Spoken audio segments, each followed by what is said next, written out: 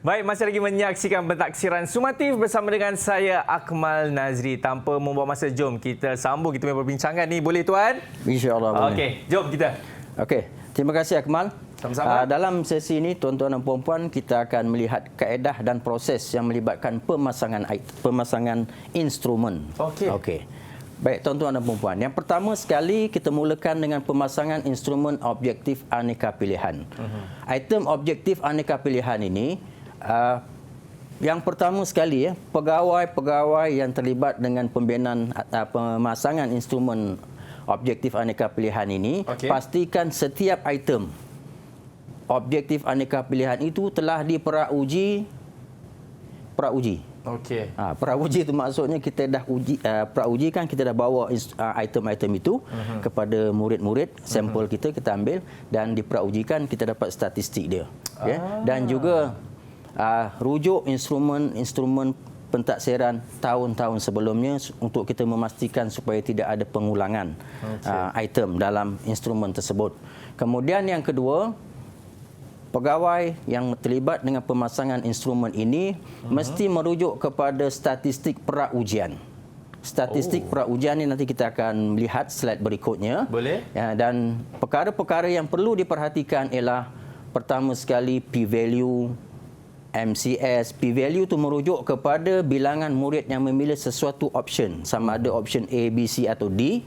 Kemudian MCS itu merujuk kepada mean criterion score, iaitu kumpulan murid yang memilih sesuatu option itu, sama ada murid berpencapaian rendah, sederhana ataupun tinggi. Kemudian kita lihat juga R point by serial. R point by serial inilah Rush model, di mana kita melihat di situ ialah keupayaan sesuatu item itu mendiskriminasi kumpulan-kumpulan murid yang berpencapaian yang berbeza-beza ini. Kemudian delta. Delta itu merujuk kepada aras kesukaran sesuatu item itu. Perkara ketiga yang perlu diperhatikan ialah pertama, pastikan ujian mengikut piawai lembaga peperiksaan. Yang pertama sekali, perkara ini kita perhatikan min ujian. Min ujian ini ialah purata ujian. Purata ujian ni merujuk kepada kalau soalan objektif aneka pilihan itu instrumennya mengandungi 40 soalan. Betul. Purata ujian ni mestilah 20. Kalau dia 50 mestilah 25, separuh daripada jumlah soalan itu. Min ujian ini merujuk kepada peratus murid boleh menjawab semua betul. Ya, ke 20. Kemudian min delta. Min delta ni merujuk kepada purata aras kesukaran. Maknanya min delta mesti dalam lingkungan 13. Nanti saya akan terangkan bila kita tengok pada statistik. Kemudian kita ada min RPBIS. Min RPBIS ini semakin tinggi semakin baiklah. Dia mesti lebih daripada 0.200. Kalau dia kurang daripada itu, maknanya dia tak boleh dipasang. Kemudian kita lihat prinsip sistem 9 poin. Sistem 9 poin ini mesti dipatuhi. Kita akan lihat slide berikutnya nanti. Kemudian mematuhi jadual spesifikasi ujian ataupun JSU. Kita melihat dari segi aras kesukaran, konteks dan juga konstruk. Okey. Seterusnya. Ini yang saya katakan tadi, statistik praujian. Data analisis data praujian, item objektif saja. Option tu A, B, C atau D. Yang warna hijau ada star D itu, itulah jawapan bagi soalan itu. Okey. P-value itu merujuk kepada peratusan murid memilih sama ada option A atau B atau C atau D. Kalau kita rujuk di situ, yang memilih A itu ada 11.7%, B 8.6%, C 5.5%, D 74%. Makna D itu tinggilah. Kemudian Akmal, MCS tu juga kita perhatikan. MCS itu tadi saya sebut kumpulan murid yang memilih sesuatu option itu. Kalau dia bawah daripada 12.5, memang murid itu berpencapaian rendah. 12.5 ke atas dia daripada sederhana ke pandai. Jadi kumpulan murid pandai dan sederhana itu dia tidak ada di A, B, C. Semua dah pergi kepada D. Dia. Maknanya dia memilih jawapan yang betul lah. Yang betul. Kemudian RPBIS. RPBIS ni R point by serial, di mana yang ini merujuk kepada keupayaan item itu mendiskriminate kumpulan pelajar tadi. Mendiskriminasi. Diskriminasi maksud saya ini membezakan kumpulan murid pandai, kumpulan murid Yang sederhana kurang, dan yang rendah. Oh, okey. Jadi makin tinggi itu, kalau di situ dia ada poin 463, maknanya dia makin baguslah, cantiklah item itu, dan boleh kita gunakan. Delta tu merujuk kepada aras kesukaran. Aras kesukaran ini kita ada range dia daripada 8.5 sampai 12, itu aras rendah, mudah. 12.1 sampai 14 adalah item yang sederhana, manakala 14.1 ke atas sehinggalah 16.5, kita stop, kita berhenti dekat 16.5, itu aras tinggi. Jadi kalau item ini kita rujuk tengok kepada statistik ini, dia merupakan item yang apa tu? Mudah ke, sederhana ataupun tinggi? Yang ini tinggi. Tinggi.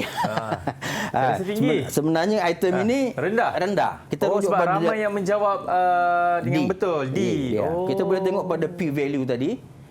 P value dia 74%.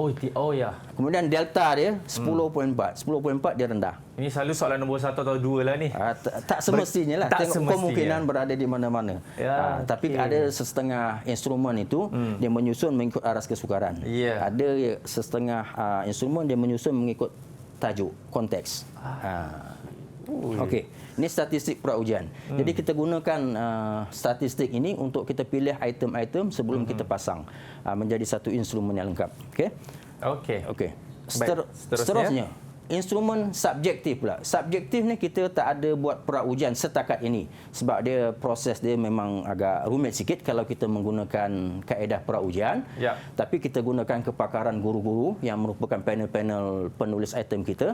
Kita bincang bersama untuk memastikan aras kesukaran dia. Yang pertama, item pemasangan instrumen subjektif ini, pastikan item telah dinilai mengikut sistem 9 poin.